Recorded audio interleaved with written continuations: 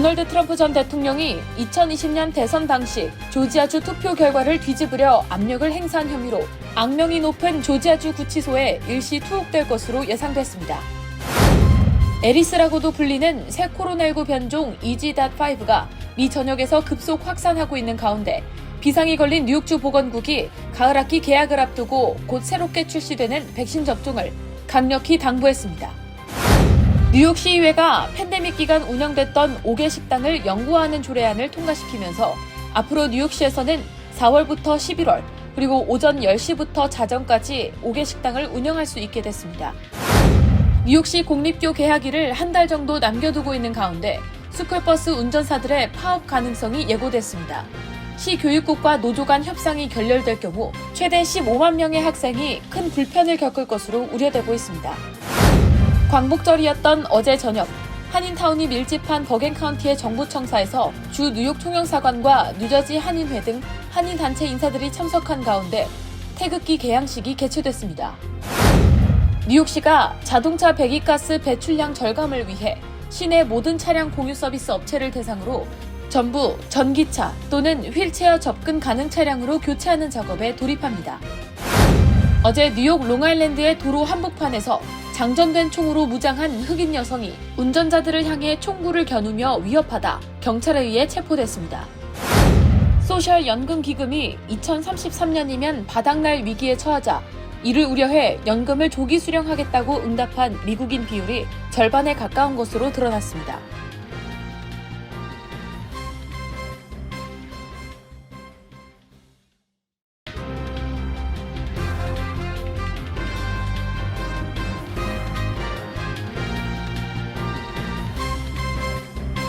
여러분 안녕하십니까?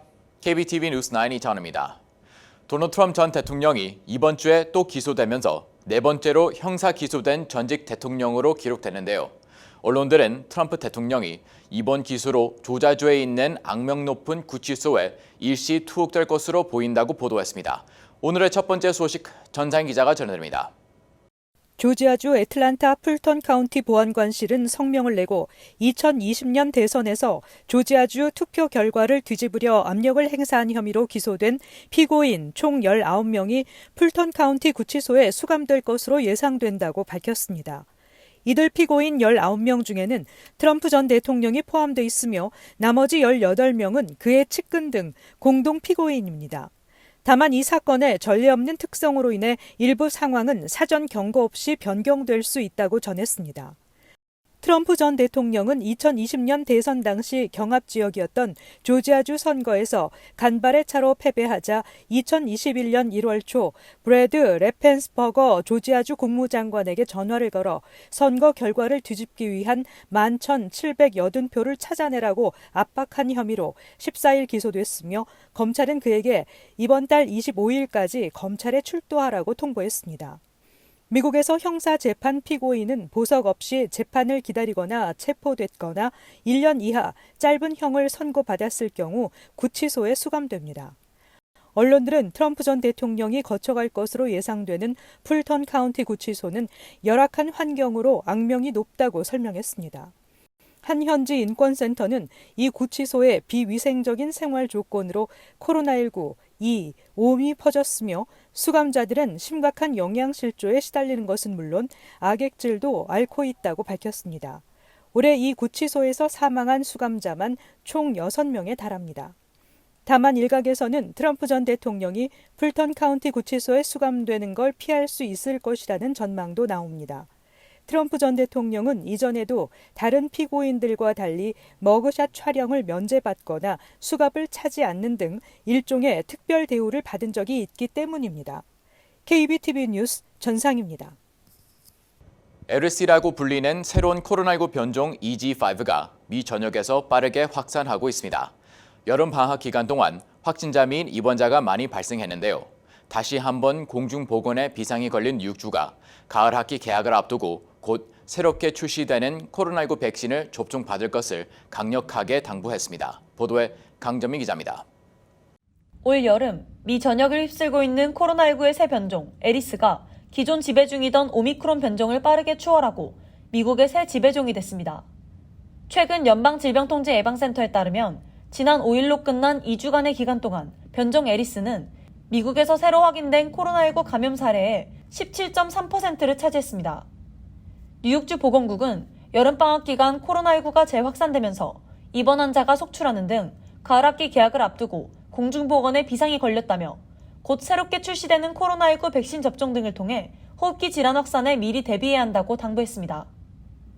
캐시 호컬 뉴욕 주지사는 코로나19 팬데믹 비상사태 해제 이후 코로나19 백신 접종이 더 이상 등교에 필요한 의무사항은 아니지만 예방접종은 현대과학의 가장 강력한 방어수단이라고 전제한 후 호흡기 바이러스가 유행하는 가을 학기가 시작되기 전 코로나19 백신과 함께 연령별 학교 출석에 필요한 필수 백신 접종을 잊지 말아야 한다고 강조했습니다. 에리스라는 이름을 가진 코로나19 새 변종 EG5는 오미크론 XBB 하위 계통의 자손이지만 스파이크 단백질에 추가 돌연 변이가 있다는 것이 특징입니다.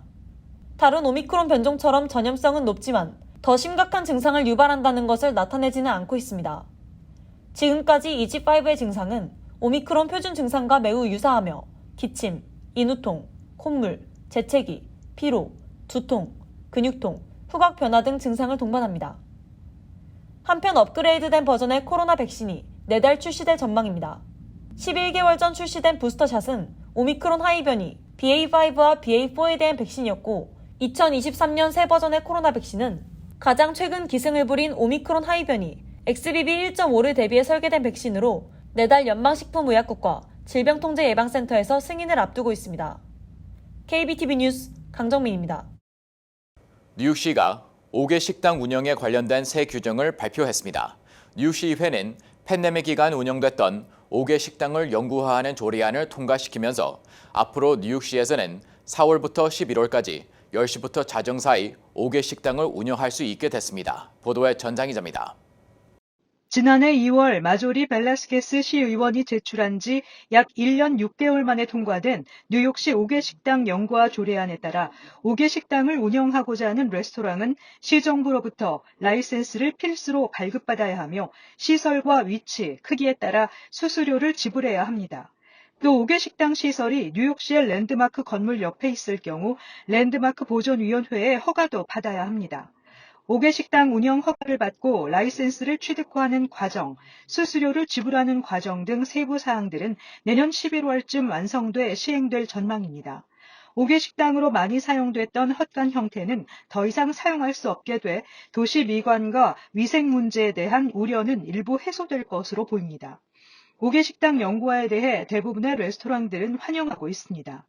팬데믹 기간 많은 레스토랑을 살린 것은 물론 도로의 작은 공간을 활용해 사람들에게 새로운 경험을 만들어줄 것이라는 설명입니다. 그러나 소규모 레스토랑을 운영하는 사람들은 5개 식당 운영에 수수료가 부과되기 때문에 이미 만들어둔 5개 식당 시설을 철거해야 한다는 입장입니다. 특히 한식당을 운영하는 한인들도 역시 5개 식당 영구화 조례가 발효된 후부터는 5개 식당 운영을 중단하겠다는 의지를 밝히고 있습니다. 이미 맨하탄 코리아타운 32스트리트 일대와 퀸즈 머레일 목자 골목, 162스트리트 한식당의 5개 식당들은 상당수 철거됐고 시설물을 유지하는 경우에도 손님은 받지 않고 있는 경우가 많은 것으로 나타났습니다.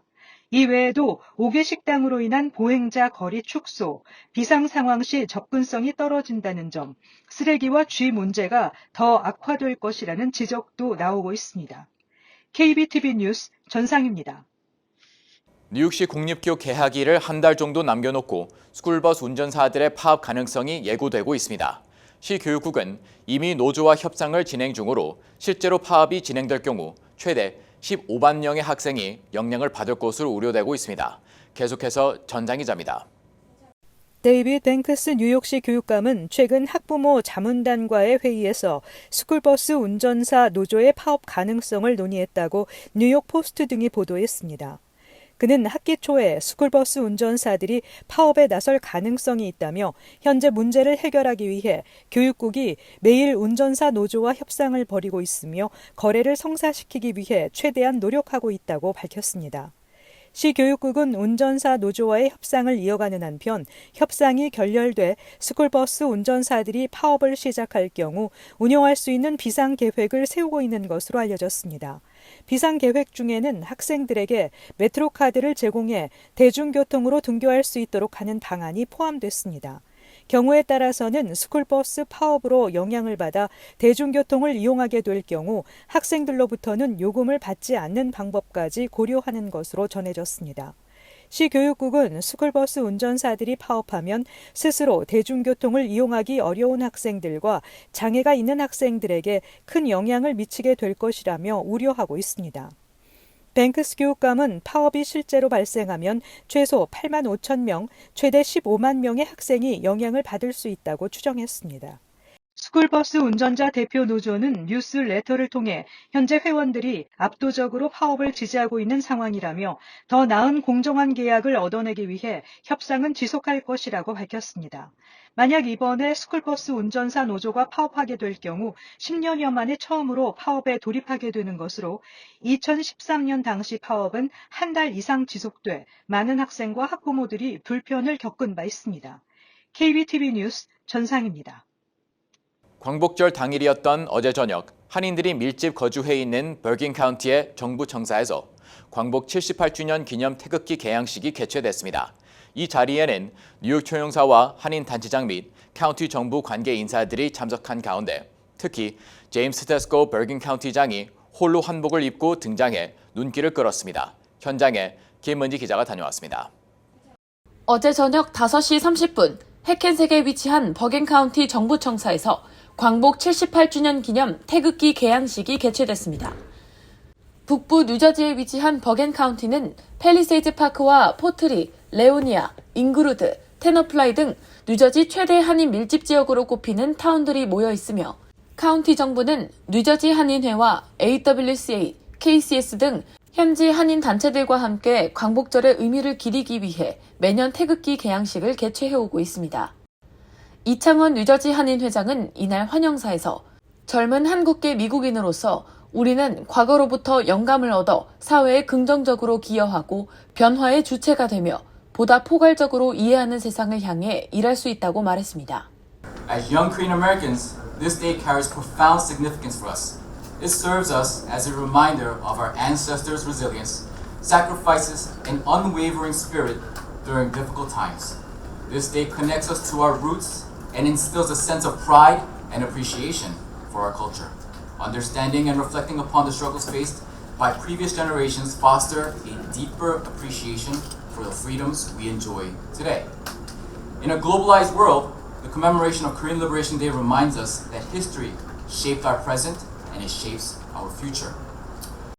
이날 한복을 입고 등장해 눈길을 끈 제임스 테데스코 버겐 카운티장은 먼저 이 자리에 참석한 미국의 독립을 위해 싸웠던 한인 베트남 참전 용사들께 감사의 뜻을 전하며 한국의 광복에 대해 설명하고 오늘날 우리가 이 자리에 다 함께 있을 수 있는 이유는 국난의 아픔을 서로 힘을 보태 극복했던 역사가 있기 때문이라며 그것을 오늘날 또 다 함께 기리게 되어 감사하다고 전했습니다. 이 자리에는 김희환 주 뉴욕 총영사와 버긴 카운티 정부 관계자 그리고 한인 단체 인사 약 100명이 참석했습니다. 이 중 김희환 주 뉴욕 총영사는 선언문을 전달받았고 강은주 뉴저지 한인회 부회장 및 우리가락 한국문화원장, 차영자 뉴저지 한인상록회장 등 5명이 지역사회 발전에 기여한 공로를 인정받아 감사장 및 상을 수여받았습니다. 이후 참석자들은 다 함께 애국가 제창을 하며 김희환 총영사와 제임스 테데스코 버겐 카운티장, 이창원 뉴저지 한인회장이 태극기를 개양했습니다. 이날 행사는 뉴저지 한인회 차세대 협의회의 선창에 맞춰 대한독립만세 3창을 외치며 마무리됐습니다. KBTV 뉴스 김은지입니다. 뉴욕시가 오늘 그린 라이츠 계획안을 발표했습니다. 에릭 애덤 뉴욕시장은 2030년까지 자동차 배기가스 배출량을 현재 절반으로 줄이기 위해 뉴욕시 내 차량 공유 서비스 업체 우버 및 리프트의 차량을 모두 전기차 또는 휠체어 접근 가능 차량으로 교체하는 작업에 돌입할 방침입니다. 보도에 강점희 기자입니다. 오늘 오전 에릭 아담스 시장은 2030년까지 뉴욕 시내 공유 서비스 업체인 우버 및 리프트의 차량을 무공해 차량으로 전부 교체하거나 또는 휠체어 이용 장애인들이 더욱 편리하게 이용할 수 있도록 교체하는 그린라이드 계획안을 발표했습니다. 아담스 시장의 그린라이드 프로그램 계획안 발표는 그동안 뉴욕시 정부가 강조해왔던 뉴욕 시내 차량 전기차 교체 및 친환경 에너지 사용을 약속한 워킹 피플스 아젠다에 부합하는 내용입니다. 애덤스 시장은 오늘 회견에서 지속 가능하고 포용적이며 모든 시민이 편리하게 이용할 수 있는 교통 시스템을 만들기 위해 뉴욕시가 앞장서야 한다고 강조했습니다. 이어 차량 공유 서비스 업체로 하여금 환경오염을 일으키는 배기가스 배출을 줄이고 모든 휠체어 및 유모차 이용 뉴욕 시민들의 접근성을 높이는 이번 그린라이드 프로그램이 중요한 변환점 역할을 해낼 것으로 기대한다며 뉴욕은 보다 푸르고 깨끗하고 건강한 미래형 도시로 전진할 것이라고 말했습니다. 이에 데이비드 도 뉴욕시 택시 및 리무진 위원회 대표는 이번 그린라이드 프로그램의 핵심은 뉴욕시가 지속 가능한 친환경 에너지를 사용할 것과 모든 시민이 불편함 없이 교통에 접근할 수 있도록 하는 것을 약속하는 의미라고 강조했습니다. 최근 뉴욕뿐 아니라 전 세계가 기후변화로 인해 신음하고 있는 가운데 뉴욕시 정부는 뉴요커들을 보호하고 삶의 질을 개선하며 지속 발전 가능한 녹색 경제를 구축하기 위해 변화를 꾀하고 있습니다.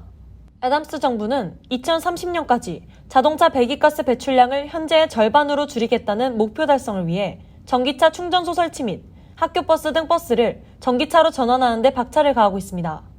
현재 뉴욕시에서 영업 중인 우버 및 리프트와 같은 공유 서비스 차량은 약 7만 8천 대로 2030년까지 친환경 차량 또는 휠체어 접근이 가능한 차량으로 전환할 것을 합의한 상태입니다. KBTV 뉴스 강정민입니다. 어제 롱아일랜드 나소 카운티에서는 대나 도로 한복판에 장전된 권총으로 무장한 여성이 운전자들을 향해 총을 겨누고 허공에 실탄을 발사하며 위협적인 상황을 연출하는 사건이 발생했습니다. 해당 용의자는 신고를 받고 출동한 경찰의 차에 치여 쓰러졌는데 해당 영상이 공개되며 충격을 안겨주고 있습니다. 자세한 내용 김은지 기자가 보도합니다. 어제 롱아일랜드 나소 카운티에서 목격된 한 33세 흑인 여성이 대로 한복판을 오가며 장전된 총을 운전자들에게 겨누어 위협합니다. 용의자는 총구를 자신의 머리에 갖다 대는 행동을 보이기도 했으며 실제로 공중에 실탄을 발사해 운전자들과 주위 행인들을 공포에 떨게 했습니다. 출동한 경찰은 경찰차의 오른쪽 앞부분으로 용의자를 치어 넘어뜨린 후 체포를 이행했습니다. 나소 카운티 경찰국장은 기자회견을 통해 아이를 태우고 지나가던 차량 운전자가 위협을 느끼고 경찰에 신고했으며 출동한 경찰은 용의자가 무고한 시민들을 위협하지 않도록 재빨리 제압해야 했던 긴박했던 순간이라고 전했습니다. It's a loaded handgun that she's waving around in the traffic, pointing at people that have got their children and their families in their cars. 용의자가 차에 치여 쓰러지는 장면이 담긴 핸드폰 영상이 공개돼 논란이 되고 있지만 패트릭 라이더 나소 카운티 경찰국장은 용의자를 사살하기보다 생포하기 위한 결정이었으며 긴박한 순간이었음에도 시민들의 안전과 용의자의 생명을 구하는 방법을 택한 경관의 기지에 박수를 보낸다고 말했습니다. The windshields of vehicles are not bulletproof, and as he ended up coming closer to her, you actually become a bigger target. So he was very lucky that she did not decide to aim at the vehicle and discharge a firearm. 용의자는 경상을 입고 인근 병원으로 이송됐으며 용의자를 차로 치어 제압한 경관은 정신적 트라우마를 겪어 별도의 병원에서 치료를 받고 있습니다. KBTV 뉴스 김은지입니다. 어제 보도해 드린 바와 같이 노인층의 노후 생활을 지탱하는 소셜연금 기금이 고갈 위기를 맞아 오는 2033년부터 수혜자들의 혜택이 크게 삭감될 것이라는 전망이 발표된 가운데 이를 우려해 조금 덜 받더라도 조기 수령을 택하겠다는 미국인들이 절반에 가까운 것으로 나타났습니다. 자세한 소식 김은지 기자가 전해드립니다. 지난 11일 블룸버그 뉴스는 소셜 시큐리티 연금 프로그램에 유입되는 급여세가 은퇴자에게 연금을 지급하기에 부족할 것으로 예상되는 2033년이 되면 새로 은퇴한 일반적인 맞벌이 부부의 경우 소셜연금 수령액이 연간 17,400달러, 한 달 1,450달러가량 감소할 것이라고 보도했습니다. 즉, 10년 안에 사회보장 혜택이 삭감될 것이란 보고서가 발표되자 연금 기금이 고갈될 것을 우려해 조기 수령을 택하겠다는 미국인들이 40%에 달하는 것으로 나타났습니다. 글로벌 자산 운용사인 슈로더가 지난 2월과 3월 27세에서 79세 사이 투자자 2,000명을 대상으로 실시한 설문조사에서 소셜연금을 62세에서 65세 사이에 조기 수령할 계획이라는 응답자가 40%에 달했습니다. 반면 가장 많은 소셜연금을 수령할 수 있는 70세까지 기다리겠다는 응답자는 10%에 불과했습니다. 이처럼 조기 수령 응답률이 연기 수령 비율에 비해 4배 이상 많은 이유는 사회보장국의 기금이 바닥나서 연금 지급이 줄어들거나 중단될 수 있다는 우려 때문인 것으로 나타났습니다. 소셜연금을 62세에 조기 수령하면 정상 은퇴 연령에 받을 수 있는 금액의 70%를 받는 반면 70세까지 기다릴 경우 최대 124%까지 더 많은 연금을 받을 수 있습니다. KBTV 뉴스 김은지입니다. 전국 휘발유 값이 다시 오름세를 나타내고 있습니다. 전미 자동차 협회가 집계한 전국 평균 휘발유 값은 갤런당 3달러 86센트를 기록했습니다. 한 달 전 가격과 비교하면 29센트 올랐습니다. 뉴욕주 평균 휘발유 값은 갤런당 3달러 92센트로 역시 한 달 전 가격과 비교하면 24센트 상승했습니다. 뉴저지주 평균 휘발유 값은 갤런당 3달러 71센트로 한 달 전에 비해 20센트 올랐습니다. 전문가들은 강력한 수요에 비해 못 미치는 공급 수준, 일부 정유 공장 가동 중단 등이 휘발유값 상승의 원인이라고 보고 있습니다. 투자은행 골드만삭스는 전국 평균 휘발유값이 이번 달 중에 갤런당 3달러 90센트까지 오르며 4달러를 넘보는 수준이 될 것이라고 전망했습니다. 바이든 정부가 80만 명을 대상으로 대학 학자금 대출 탕감에 들어갔습니다.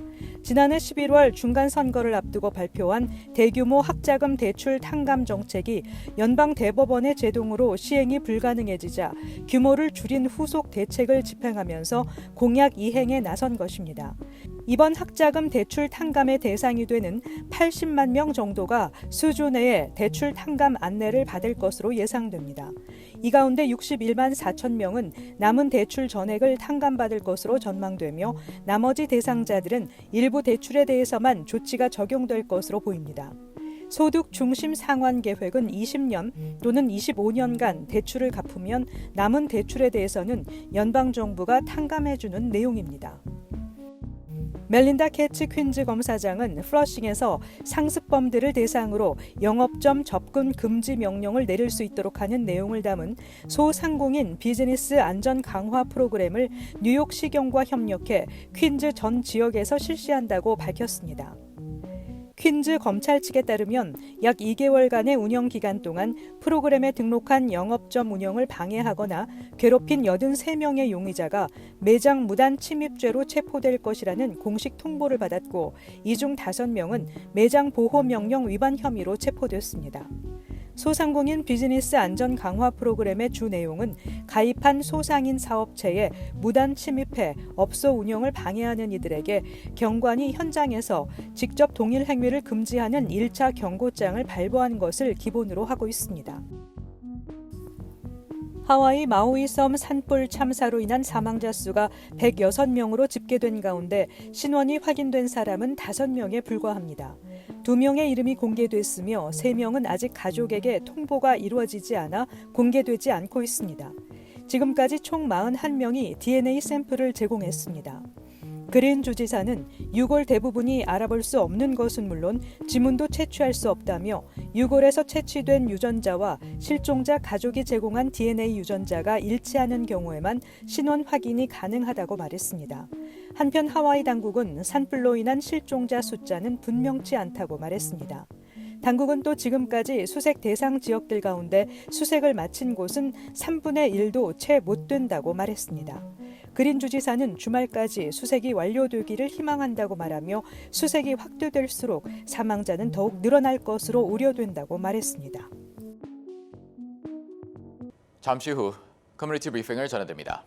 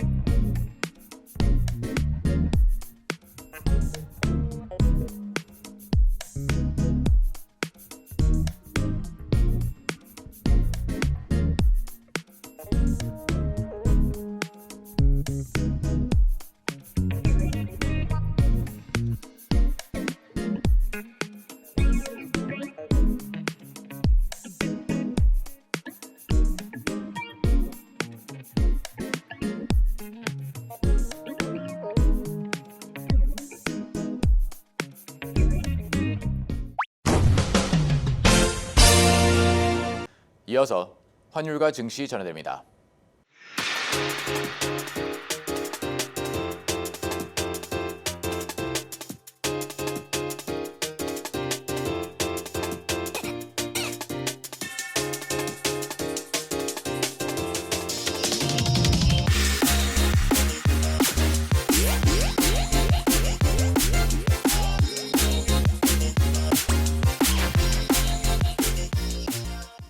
잠시 후 뉴욕과 뉴저지 날씨 전해드립니다.